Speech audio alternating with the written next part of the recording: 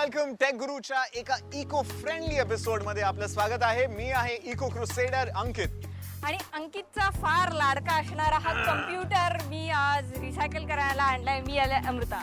Exactly 5 June आहे world environment day. Gadget freaks साठी 5 जून खूपच जास्त महत्त्वाचा दिवस आहे, कारण प्रत्येक आठवड्यात टेक गुरुवर आम्ही तुम्हाला सांगत असतो कोणता नवीन फोन, लॅपटॉप, कम्प्युटर घ्यावा। पण हे कधीच नाही सांगत आपण अमृता की जुन्या कम्प्युटर बद्दल बरोबर काय करावं। हा, म्हणजे आपण जेव्हा नवीन मोबाईल घेतो तेव्हा जुना मोबाईल मस्त कपाटात ठेवून देतो किंवा खणात ठेवून देतो किंवा आपण कबाडीवाल्याला विकत किंवा खेळायला देतो, लहान कोण असेल खेळायला लहान मुलांना देत असतो ना। ऑल आर ओल्ड गॅजेट्स ज्यांना आपण रिसायकल नाही करत, दे पोज अ सिरियस इकोलॉजिकल हॅझर्ड। याला ई वेस्ट किंवा इलेक्ट्रॉनिक वेस्ट म्हणतात आणि जगातलं भारत हे इलेक्ट्रॉनिक वेस्टचं अनफॉर्च्युनेटली कॅपिटल बनत आहेत। याच्यात तुम्ही आम्ही सगळे भागीदार आहोत आणि म्हणूनच असा थोडासा आज आम्ही आमचं पाप धुण्याचा प्रयत्न करणार आहोत। अंकितचा जुना पीसी आहे आणि तो राईट वे कसा रिसायकल करायचा म्हणून आम्ही आलो आहोत इकोरेको मध्ये। आता इकोरेको काय आहे, इकडे नेमकं काय केलं जातंय ते आपण पाहूयात। Let's go. पडेल पडेल पडेल सरळ। नवीन मोबाईल, लेटेस्ट LCD किंवा मग लेटेस्ट लॅपटॉप, पण प्रत्येक वेळी नवीन खरेदी करताना जुन्या वस्तूंचं काय करायचं? जुन्या वस्तू रिसायकल करायच्या इकोरिको मध्ये। इकोरिको आहे एक कंपनी जी तुमच्या कम्प्युटर्स पासून ते तुमच्या जुन्या टीव्ही फ्रीज पर्यंत प्रत्येक गोष्ट रिसायकल करेल। 2007 मध्ये सुरू झालेली ही कंपनी सगळ्या मोठ्या कॉर्पोरेट्स आणि कंपन्यांकडनं त्यांच्या जुन्या आणि आउटडेटेड गॅजेट्स घेते। प्रत्येक वस्तूचं चेकिंग करून किंमत ठरवली जाते आणि मग या वस्तू येतात इकोरिकोच्या या प्लांट मध्ये। या प्रत्येक गोष्टीचं सॉर्टिंग होतं। कोणती गोष्ट पुन्हा वापरली जाऊ शकते ते चेक केलं जातं। वर्किंग कंडिशन मध्ये असणाऱ्या वस्तूंचं रिफर्बिशिंग केलं जातं। ज्या गॅजेट्स पुन्हा वापरले जाऊ शकतात, ज्यांचं आयुष्य अजूनही संपलेलं नाही, अशा गोष्टी शक्य तितक्या अपग्रेडही केल्या जातात।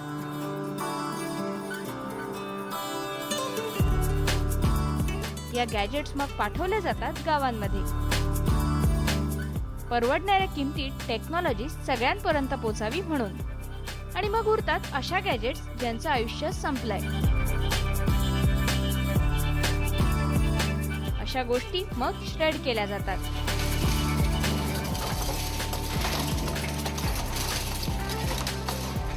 यातलं प्लास्टिक आणि मेटल वेगवेगळं होतं आणि ही सगळी प्रोसेस केली जाते एकदम साइंटिफिकली। पृथ्वी, जल और वायु जो है वो किसी भी ऐसी रिसाइकलिंग प्रोसेस से दूषित नहीं होना चाहिए, तो उसको बचाने के लिए हमें जो भी प्रक्रियाएं करनी चाहिए वो पूरी तरह से करना चाहिए।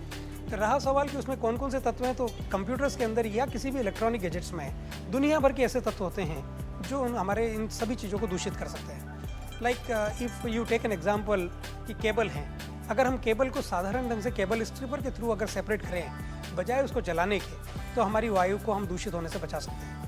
इसी तरह हमारे CRTs हैं जो कैथोड रे ट्यूब है, अगर हम उनको हथौड़े से तोड़ेंगे या किसी और तरह से डैमेज करके उनके ग्लास को अलग करेंगे, तो उसमें से गिरने वाला जो फास्फोरस है या लेडेड ग्लास है, जब वो हमारी पृथ्वी के साथ मिलता है तो होगा क्या कि वो हमारे फल फूल या खाद्यान्नों के साथ हमारे वापस खाने के पदार्थों में शामिल होकर हमारे शरीर में प्रवेश करता है। इसी तरह यही तत्व जब पृथ्वी में मिले हुए तत्व अगर ये पानी के साथ मिल जाते हैं तो पानी को दूषित करते हैं। तो ऐसे कई तत्व हैं, उनके नामों से कोई फर्क नहीं पड़ेगा। हजारों चीज़ें ऐसी हैं जिनको हमें ख्याल रखना होगा कि वो इन सब चीज़ों के साथ मिक्स ना हो। इलेक्ट्रिसिटीवरती चालणारी ऑलमोस्ट प्रत्येक गोष्ट इकडे रिसायकल होते।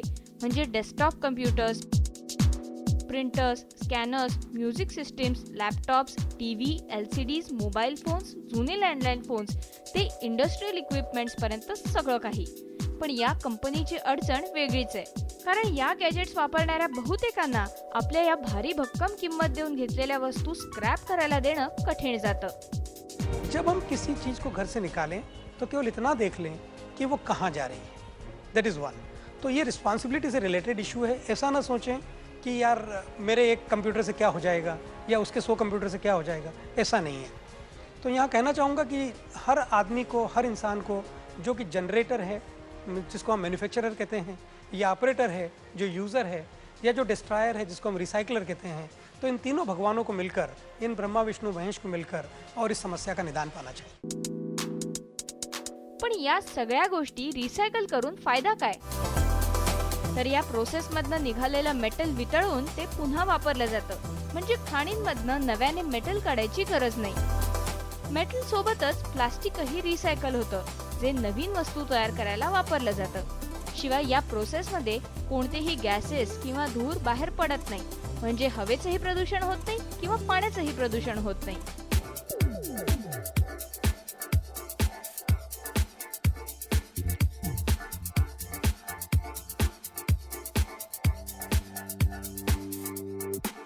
वेल तुमचा कम्प्युटर रिसायकल करायचा असेल तर अंकित सारखी थोडी मेहनत घाम गाळायला लागणार। अंकित बस बस बस। प्रवीण आहे आपल्यासोबत, इकोरेकोचे आहेत। प्रवीण. आपण खरोखर इकडे Thank you. नेमकं काय केलं जातं ते टेस्ट करून बघणार आहोत। Proof of the pudding is in its eating अशी इंग्लिश मध्ये म्हणे, आणि स्पेशली टेक गुरुवर आपण कोणतीच सर्व्हिस, कोणतंच गॅजेट त्याच्या फेस व्हॅल्यूवर बिलकुल जात नाही।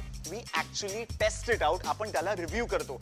म्हणून आज इकोरेकोच्या रिसायकलिंग युनिट बद्दल एवढं ऐकल्यानंतर it is time to personally check it out. आणि म्हणूनच टेस्ट करायचे या कम्प्युटरवरती द्यायचा। चला चालो।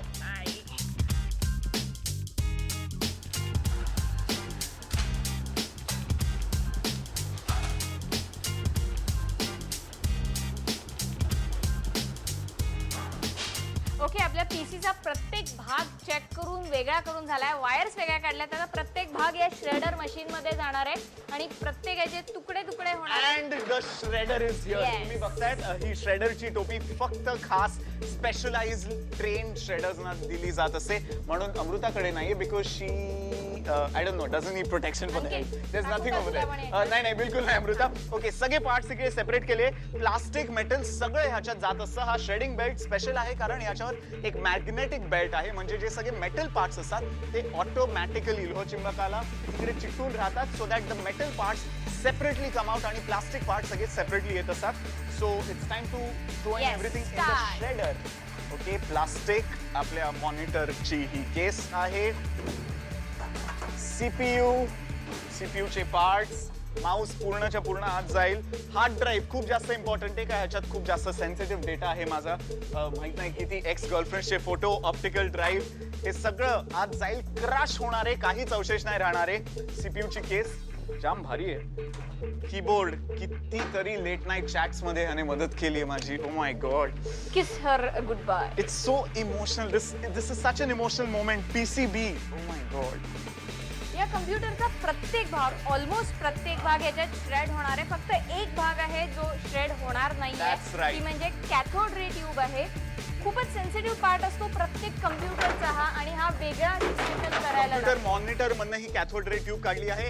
ह्याच्यात खूप जास्त पॉइझनस आणि हॅझर्डस मटेरियलचा वापर केला जात असतो याच्या कन्स्ट्रक्शन मध्ये, याच्या आर्किटेक्चर मध्ये लेड असतं, फॉस्फरस असतं। चुकूनही घरी किंवा कुठेही मजेसाठी बेसबॉल बॅट किंवा क्रिकेट बॅट घेऊन याला फोडायचा प्रयत्न करू नका, बिकॉज इट इज व्हेरी हॅझर्डस। म्हणून ह्याला इनफॅक्ट इकोरेकोची लोक ही स्पेशलाइज रिसायकलिंगसाठी याला शिप करतात। गुजरातमध्ये व्हिडिओकॉनच्या प्लांटमध्ये याला पाठवलं जातं, जिकडे ह्याची रिसायकलिंग होत असते। तर ह्याला आपण आता इकडे सोडून देऊया आणि सुरू करूया प्लास्टिक आणि मेटल श्रेडिंगची।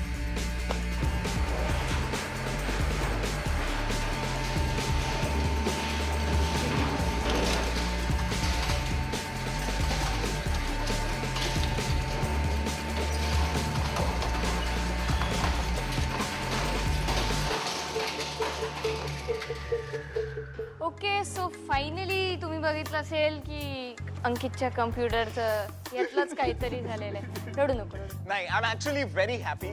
जेव्हा एक नवीन गॅजेट आपण विकत घेत असतो अमृता, तेव्हा ज्या एक्साइटमेंटचा आपण एक्सपिरियन्स करतो किंवा तेव्हा जेवढी खुशी होत असते तेवढी किंवा त्याच्यापेक्षा जास्त खुशी मला आता होत आहे, कारण आपण कधीच, मी एस्पेशली कधीच कोणत्या जुन्या गॅजेटला रिसायकल केलं नाहीये। कसं करायचं, कुठे करायचं हे कधी काहीच माहितीच माहिती नव्हतं। आणि ऍक्च्युली आम्ही देखील पहिल्यांदा आमची कुठली तरी गॅजेट रिसायकल केलेली आहे। थोडीशी मदत आमच्यातर्फे, आता तेवढं मला वाटतं मेटल कमी खाणींमधनं काढलं जाईल, अगदी हे बरोबर. रिसायकल होईल आणि आपल्यातर्फे थोडंसं काहीतरी। पण तू वाईट वाटून घेऊ नको, तुझ्यासाठी ही एक आठवण। हे काय माहितीये तुला? हे काय, एग योक? एक योग इकडे कुठे येणार आहे? मग कुठून आणले हे? तुझ्या माऊसचा हा ट्रॅक बॉल आहे, पुराणी याद आहे, ठेव हे तुझ्याकडे. Thank you so much. मी याला फ्रेम करून ठेवीन, गळ्यात घाल. किंवा गळ्यात घालीन. Thank you very much. टेक गुरुवर आता घेऊया एक छोटासा break, but don't go anyway, कारण ब्रेक नंतर आम्ही तुम्हाला दाखवत आहोत आपण बघणार आहोत काही गॅजेट्स ज्या आहेत एकदम इको फ्रेंडली. सो कुठेही जाऊ नका. Okay, stay tuned.